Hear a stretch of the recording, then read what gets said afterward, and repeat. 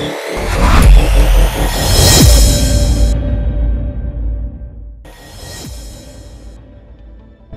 মোদির মন কি বাত রেডিও অনুষ্ঠানের ১০৯তম পর্ব অর্থাৎ ১০ বছরের পূর্তি। এদিন প্রধানমন্ত্রীর গলায় উঠে এলো সংবিধান থেকে রাম মন্দির, আয়ুর্বেদ চিকিৎসা সহ বিভিন্ন প্রসঙ্গ।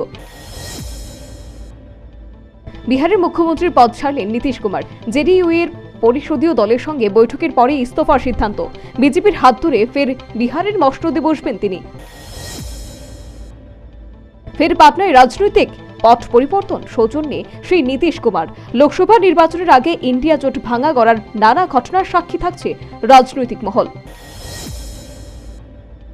কনকনে ঠান্ডার মধ্যে নির্বাচনী উষ্ণতার বার্তা গেরুয়া শিবিরের। ঘোষণা হলো করা টিম মোদির সদস্যদের নামের তালিকা। আসরের ২১ কুশীলবের টিম মোদি। লোকসভা নির্বাচনে ভোটারের সংখ্যা প্রায় ৯৬ কোটি। অনুমতি ছাড়াই মন্দিরে দেবীর নাম সংকীর্তনের অনুষ্ঠান।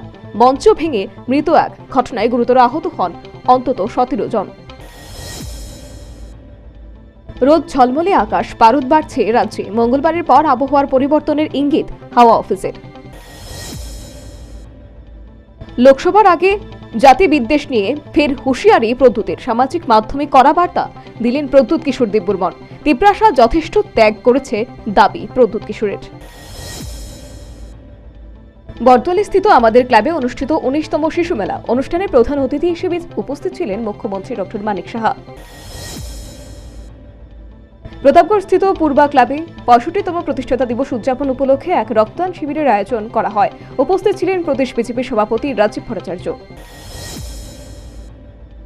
শনিবার গভীর রাতে উদয়পুর চন্দ্রপুর কলোনি এলাকায় দুঃসাহসিক চুরি। নিখিল নময়ের বাড়ি থেকে ৪টি গরু নিয়ে চম্পট দেয় চোরের দল। মাসের শেষ রবিবার রামনগর কেন্দ্রের রঞ্জিত নগরে ১০৯তম মন কি বাত অনুষ্ঠান শুনলেন মুখ্যমন্ত্রী ডক্টর মানিক সাহা। সাথে উপস্থিত ছিলেন মেয়র দীপক মজুমদার। প্রাণী সম্পদ বিকাশ দপ্তরের উদ্যোগে গোমতী জেলা ভেটেরিনারি হাসপাতালে পশু কল্যাণ পাক্ষিক উদযাপন। উপস্থিত ছিলেন দপ্তরের অধিকর্তা নীরজ কুমার চঞ্চল সহ অন্যান্যরা। গোপন খবরের ভিত্তিতে আজ সকালে আগরতলা রেল স্টেশনে কমলা সুন্দরী এক্সপ্রেস থেকে প্রায় ৯ শতাধিক বোতল এসকফ উদ্ধার করলেন আরপিএফ পুলিশ। সাথে আটক করা হয় ৬ জন অভিযুক্তকে। শারীরিক শিক্ষকদের প্রশিক্ষণ শিবিরের আয়োজন ভগৎ সিং যুব আবাসে ও ভোলাগিরি মাঠে যুব বিষয়ক ও ক্রীড়া দপ্তরের উদ্যোগে। ফেব্রুয়ারিতে চালু হওয়ার সম্ভাবনা ভারত বাংলাদেশ মৈত্রী সেতু। পণ্য ও যাত্রী চলাচল আরও সহজ হবে দাবি এলপিআই চেয়ারম্যানের। রাজ্যের আর্থিক বৃদ্ধির সঙ্গে উন্নতি হবে ব্যবসা বাণিজ্যের। বর্তোয়ালি বিধানসভা কেন্দ্রের বিধায়ক তথা ত্রিপুরার মুখ্যমন্ত্রী প্রফেসর ডক্টর মানিক সাহার উদ্যোগে বিধায়ক তহবিল থেকে ত্রিনয়নের সংস্থাকে অ্যাম্বুলেন্স প্রদান। কাঠালিয়া এলাকায় গরু চোর সক্রিয়। এবার চোর পাকড়াওয়ের দাবিতে সড়ক অবরোধ গ্রামবাসীদের। ঘটনা কাঠালিয়া হাসপাতাল সংলগ্ন মূল সড়কে। পরে পুলিশের আশ্বাসে মুক্ত হয় পথ অবরোধ। পাল্টু নীতিশকে গিরগিটি, আয়ারাম গায়ারাম আখ্যা কংগ্রেসের। কটাক্ষ দিলীপেরও। ইন্ডিয়া জোটের অন্যতম উদ্যোক্তার রাজনৈতিক ডিগবাজিতে অবাক রাজনৈতিক মহল।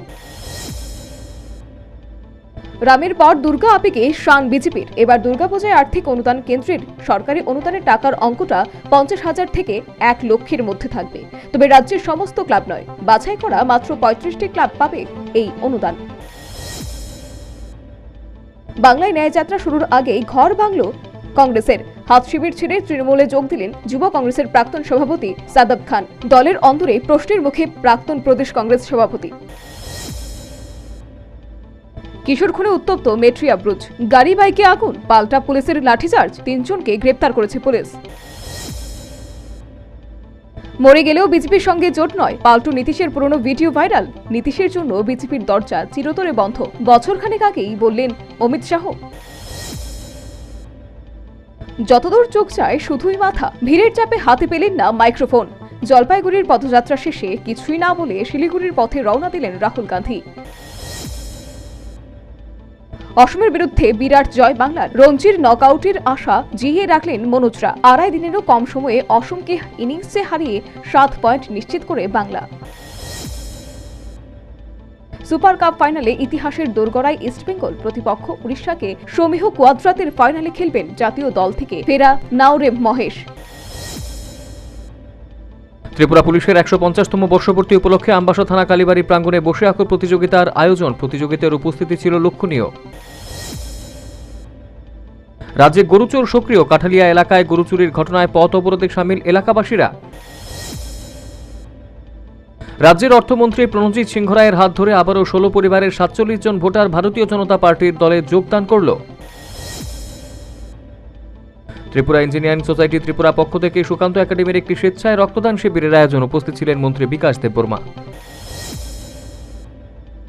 ভাটি অভয়নগর এলাকায় চুরিকাণ্ডে আটক এক গৃহপরিচারিকা, হাতিয়ে নেয় ল্যাপটপ থেকে শুরু করে স্বর্ণালংকার। থানায় মামলা। বৈষ্ণব মহামণ্ডলী কমিটির উদ্যোগে আজ কসবা কালীবাড়িতে বনভোজনের আয়োজন করা হয়। ২ শতাধিকের ওপর বৈষ্ণবরা বনভোজনে মিলিত হন। গত ২৬শে জানুয়ারি জিবি বাজার এলাকায় অভি চক্রবর্তী চুরি যাওয়া স্কুটি উদ্ধারে সক্ষম এনসিসি থানার পুলিশ। শক্তি স্বরূপিণী সম্মেলন অনুষ্ঠিত আগরতলা টাউন হলে। মহিলাদের সমস্যা এবং তার সমাধান নিয়ে আলোচিত হয় এই সম্মেলন। জনজাতি কল্যাণ দপ্তর ও জনজাতি শিক্ষা দপ্তরের উদ্যোগে করবুক পঞ্জিহাম এইচএস স্কুলে অডিটোরিয়ামে অনুষ্ঠিত হয় এক প্রশিক্ষণ শিবির। পাকিস্তানের প্রাক্তন মুখ্যমন্ত্রী ইমরান খানের পার্টি করতে পারবে না কোনো র্যালি ও সমাবেশে রয়েছে নানান নিষেধাজ্ঞা। ডাব্লিউডব্লিউ এর প্রেসিডেন্ট ভিন্স পদত্যাগ করলেন। শ্লীলতাহানির মামলার পরেই এই পদক্ষেপ। প্রাচীন লেকের সন্ধান পাওয়া গেল মঙ্গল গ্রহে। নাসার পার্সিভিয়ারেন্স রোভার দিল এই খোঁজ। এলজিবিটিকিউ দম্পতিদের আশীর্বাদ দেওয়া নিয়ে হয়েছিল বিতর্ক। স্পষ্টীকরণ দিলেন পোপ। ভারত ও ফ্রান্স করল প্রতিরক্ষা চুক্তি। এয়ারবাস ও টাটা করল হেলিকপ্টার চুক্তি। $৪৩ মিলিয়ন জরিমানা দেওয়ার নির্দেশ দিল আদালত ডোনাল্ড ট্রাম্পকে। শ্লীলতাহানির অভিযোগের পরিপ্রেক্ষিতে প্রাক্তন আমেরিকার রাষ্ট্রপতিকে নির্দেশ দিল আদালত।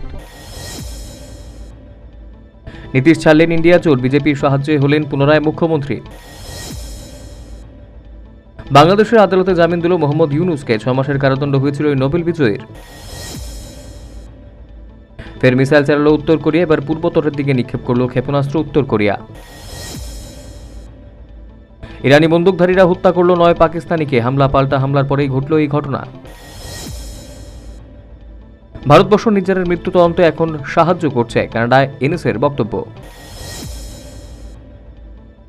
আর্থিকভাবে দুর্বল পাকিস্তান ফের চীনের দ্বারস্থ। $2 মিলিয়ন চাইল পাকিস্তান চীনের কাছে।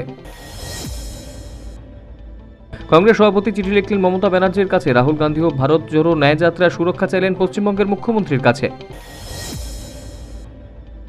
শান্তি কিন্তু অশান্তিতেও বদল হতে পারে। ইসরায়েল ও আরব এমিরেটসের সম্পর্ক নিয়ে বললেন ইউএই। হামাস দুষ্কৃতদের কখনোই ক্ষমা করব না আমরা। হামাসের হামলা নিয়ে বলল ইসরায়েলের প্রধানমন্ত্রী। গাজায় সাধারণ মানুষের জন্য ফান্ডিং সাময়িক বন্ধ করল যুক্তরাজ্য। অন্যান্য অনেক দেশ ইতিমধ্যে বন্ধ করেছে ফান্ডিং।